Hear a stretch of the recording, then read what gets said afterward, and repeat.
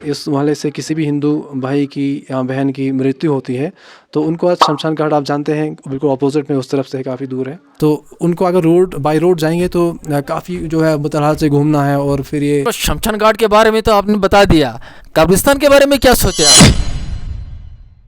इन 4 बड़े अहम मसाइल की तरफ अभी तक भी मेरा दावा है कि किसी भी कंटेस्टिंग कैंडिडेट्स का ध्यान इस तरफ नहीं गया होगा।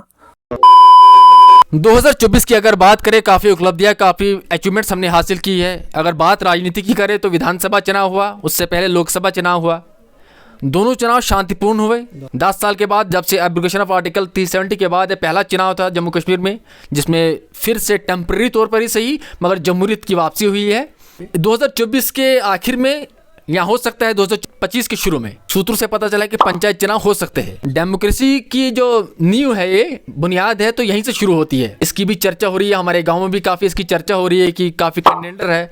आप इसमें क्या कहेंगे, कौन कौन से कंटेंडर है और क्या लगता है आपको इस चुनाव में महत्वपूर्ण मुद्दे क्या है आपकी नज़र में?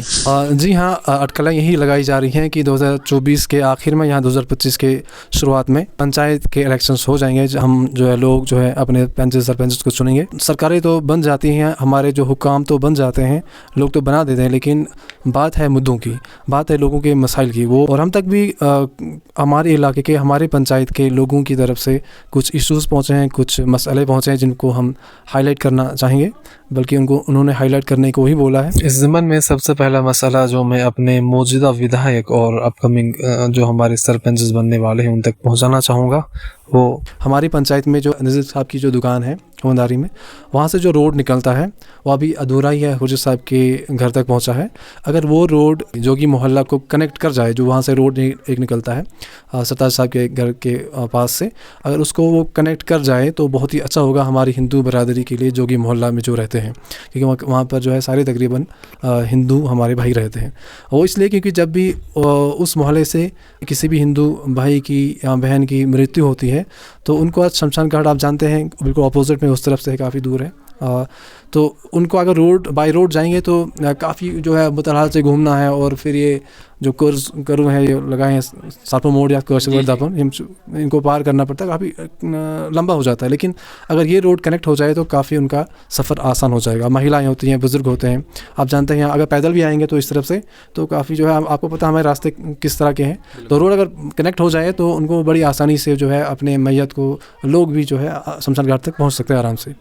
और शमशान घाट भी उनका कुछ टेम्परेरी है, अच्छा नहीं है वहाँ पर, उसको भी अगर वो करना है, थोड़ा सा अच्छा बनाना है, थोड़ा प्रोटेक्ट करना है। अच्छा जी। अच्छा, चलो शमशान घाट के बारे में तो आपने बता दिया, कब्रिस्तान के बारे में क्या सोचा आपने? हमने भी जाना है कहीं उसके बारे में। जी हाँ, जहाँ तक आपने कब्रिस्तान की बात करी तो वहाँ पर भी फेंसिंग की ज़रूरत है। इसके अलावा जो सबसे ज़्यादा इम्पॉर्टेंट मसला है जिसको हल करने की ज़रूरत है वो ये है कि आप जानते हैं कि पिछले 2-4 महीने से, बल्कि 5-7 महीने से बारिश से बहुत कम हुई है। 2-3 महीने से तो बिल्कुल हो ही नहीं रही है, जिसमें सूख चुके हैं। हमारी महिलाओं को और हमारे बुजुर्गों को लंबी लंबी लाइनों में लगना पड़ता है पानी लेने के लिए। अगर हर चश्मे पर एक टैंकी बनाई जाए जहाँ पर पानी स्टोर रहेगा, तो हमारे लोगों को पानी लाने में दिक्कत, ऐसे वक्त में बिल्कुल दिक्कत नहीं आएगी। और ये वक्त की अहम ज़रूरत है, यहाँ नहीं बल्कि हमारी पंचायत की ही बात नहीं, बल्कि हर जगह इसकी बहुत शिद्दत से ज़रूरत है। इसके अलावा जो हमारे धर्म स्थल है, जैसे मसाजिद हैं या फिर मंदिर हैं, तो यहाँ इसके अतराफ़ में स्ट्रीट लाइट्स की लगाने की बहुत ज़्यादा ज़रूरत है।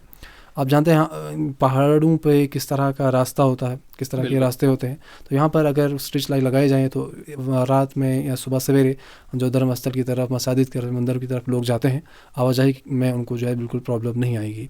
ये 4 मसले हैं जो फर्स्ट एंड फॉरमोस्ट, बल्कि फास्ट ट्रैक पर इनको हल करने की ज़रूरत है। और भी मसाइल लेकर हम आएंगे आपके सामने। आज के लिए इतना ही। अच्छा साहब कुछ और कहना चाहिए? मैं यही कहना चाहूँगा कि आपने जो भी मसले उठाए, हम उम्मीद करते हैं कि आने वाले जो पंचायत चुनाव हैं, जो भी उसमें कंटेंडर्स होंगे, जो भी इलेक्शन में हिस्सा लेंगे और जो जीतेंगे, हार जीत तो होती रहती है, उम्मीद करते हैं इन सब मसलों पर गौर करेंगे और लोगों की तकलीफ़ों को दूर करने की, अज़ाला करने की कोशिश करेंगे।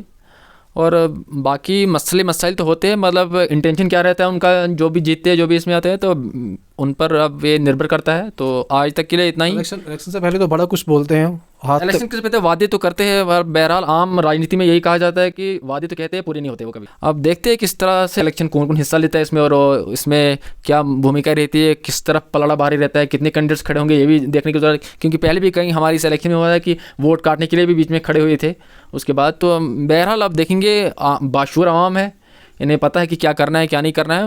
तो उम्मीद करते हैं आने वाले जो भी कंटेंडर होंगे और जो हिस्सा लेंगे और जो जीतेंगे भी, इन मसलों पर गौर करेंगे और जल्द से हल करने की कोशिश करेंगे। बहुत बहुत शुक्रिया। हमारे चैनल को सब्सक्राइब करें। आपको हर लोकल न्यूज़, लोकल जो भी यहाँ हमारे आसपास के इलाके, जम्मू कश्मीर के हदूद तक भी, और हमारे डिस्ट्रिक्ट में, हमारे जो भी इस प्लेटफॉर्म से आपको हमेशा एनालिसिस मिलता रहेगा और अपडेट मिलती रहेगी क्या है क्या नहीं। इसलिए चैनल को सब्सक्राइब करके रखें। धन्यवाद। जय हिंद।